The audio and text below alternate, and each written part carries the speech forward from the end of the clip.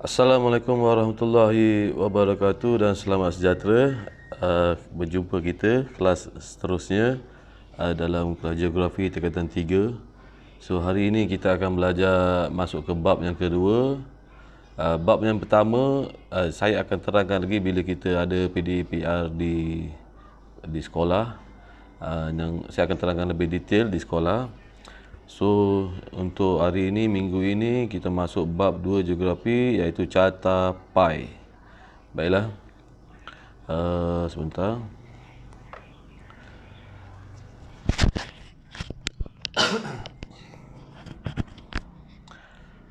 Okey. Apa itu carta pi?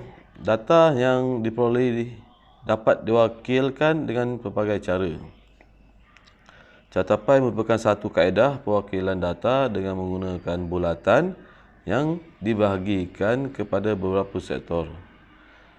Okey, jadi awak mungkin dah biasa, inilah bentuk carta pi.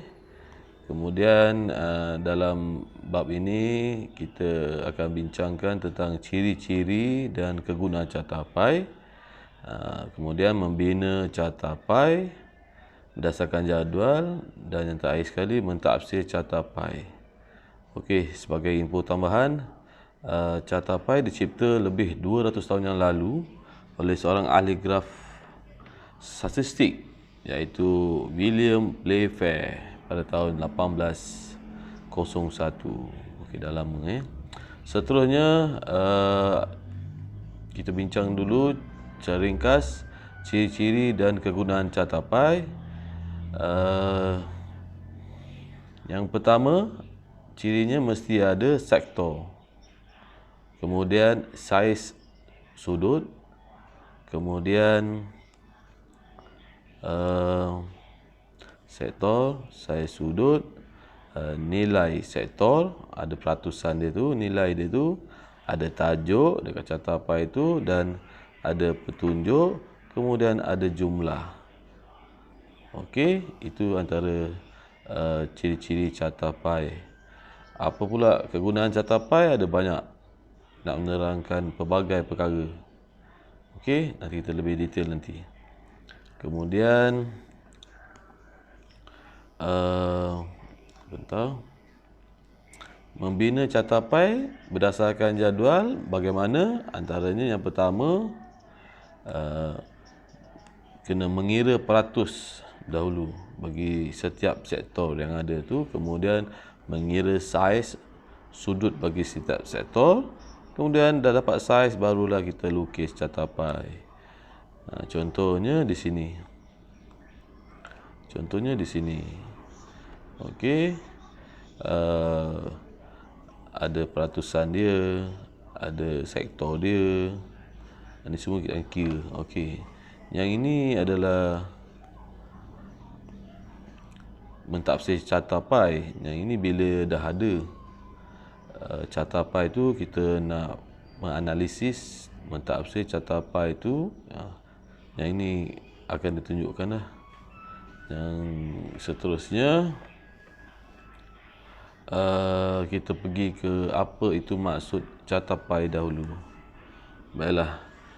Carta pi ialah sejenis gambar raja atau perwakilan grafik untuk memaparkan pembahagian atau pecahan data dan maklumat dalam bentuk bulatan yang dibahagikan kepada beberapa sektor. Itu adalah maksud carta pi.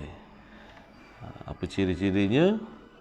Setiap sektor mewakili maklumat tertentu, dan saiz sudut setiap sektor berdasarkan kuantiti maklumat, dan nilai setiap sektor dinyatakan dalam bentuk peratus.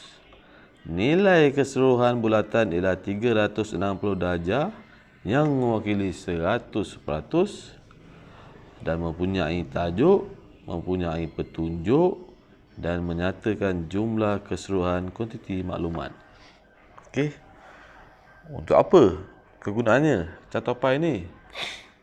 Ia adalah untuk mewakilkan data kepada informasi yang lebih mudah dan menarik, menunjukkan perbandingan data dan maklumat dengan lebih jelas, menggambarkan taburan data dan maklumat, membuat pembacaan yang lebih efektif, memudahkan rumusan dibuat sesuai untuk menunjukkan perwakilan data seperti sumbangan sektor ekonomi kepada pendapatan negara, negara asal pelancong asing ke Malaysia, destinasi import atau ekspor utama di Malaysia. Jadi dia lebih sesuai, lebih mudah dan lebih menarik jika menggunakan cartapai ini. Okey.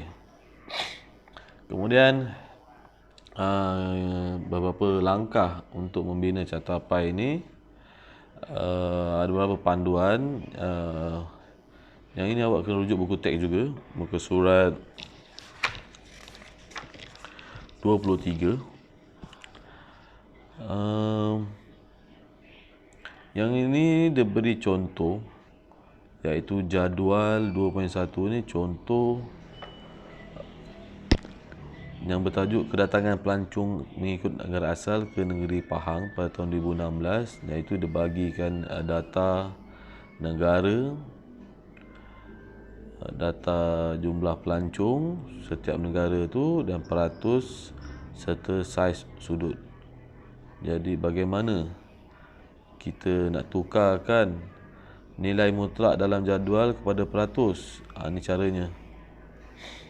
Contoh tadi, peratus bagi pelancong dari Jepun 238,378 dibahagikan dengan jumlah. Nampak? Dengan jumlah darab 100, dia akan dapat jumlah peratusan untuk Jepun saja, 69. Okey. Kemudian 69 tu pula kena bagi dengan 100 untuk kita dapatkan sudut sektor tu. Jadi kena darab dengan 360 darjah. Jadi awak akan gunakan kalkulator dan akan awak dapat sudutnya adalah 248 darjah. Okey. Nampak caranya? Ini contoh untuk Jepun. Awak boleh cuba try untuk negara lain, Amerika, Australia, Thailand, dan awak akan dapat jumlah peratusannya begini. Dan bila dikira untuk pertukaran untuk saiz, tentukan saiz sudut sektor, awak darab 360, kena dapatlah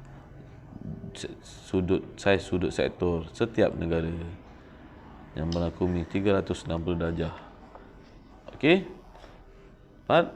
Okey. Kemudian bila dah dapat saiz sudut sektor, barulah kita boleh buat cartapai yang mana ia bermula dengan jangka lukis dulu. Awak kena ada jangka lukis yang ini, bentuk tiga segi ni. Okey, tak ada jangka lukis memang tak boleh buat. Okey, buat bulatan, tentukan jari yang sesuai. Awak boleh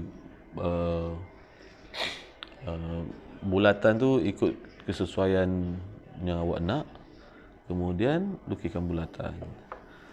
Kemudian bila dah buat bulatan, awak perlukan protector jangka sudut ni.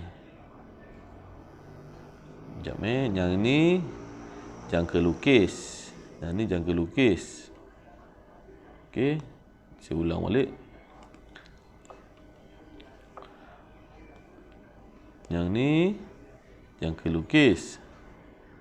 Yang ini jangka sudut. Ni kena ada supaya mudah awak nak kira sudut. Begini. Kalau tak ada jangka lukis memang susah. Jadi berdapat gini lah. Sebab awak kena bagikan yang 360 ni, kena bagikan.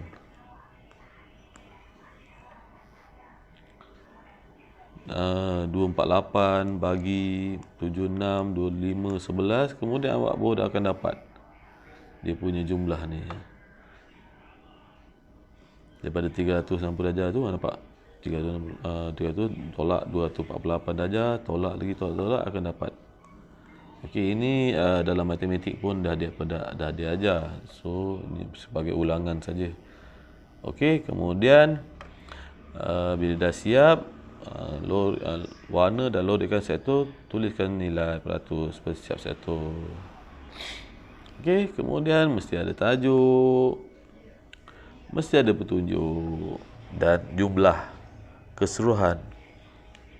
Jumlah keseluruhan tadi yang dekat sini. Yang ni jumlah keseluruhan. Okey, mesti ada. Mesti dituliskan. Okey. Dan petunjuk, keluarkan balik selain nama negara tu, kemudian negara tu ikut warna. Jangan pula tak ikut warna yang ada kat sini. Okey, baru dah nampak jelas, baru dah siap awak punya catapai. Okey. Cukup sampai di sini saja, sebab mentafsir catapai ni saya akan terangkan bila awak semua masuk dalam kelas, kita bersemuka untuk lebih detail lagi. Okey. Cukup sahaja setakat hari ini. Saya akan bagi kerja menggunakan Telegram. Okey.